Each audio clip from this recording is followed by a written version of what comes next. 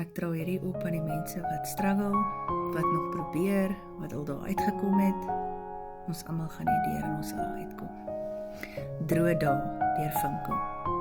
Ek sit met hande wat onthou, vingers wat soms vashou, aan glase wat niks meer dra, stil soos jou vra, in die spasie wat ek nie meer wil dra.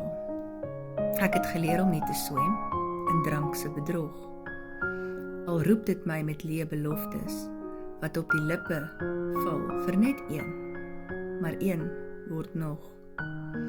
Daar is dae wat droog is en ook hard, dae wat nie huil of lag, net bestaan, tussen die stilte en geraas in my geheue.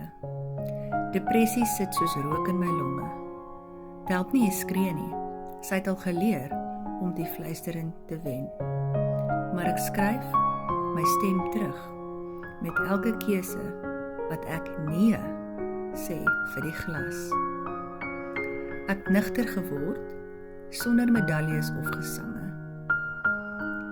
Net met daaglikse gebede en ondersteuning, soms sonder 'n enkele woord of belange.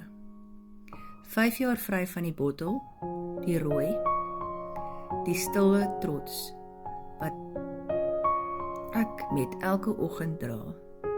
Die dankbaarheid kan ek nie beskryf. Daar is soveel meer as net 'n glas vol rooi en 'n lyf wat stikkend bly van die stryd.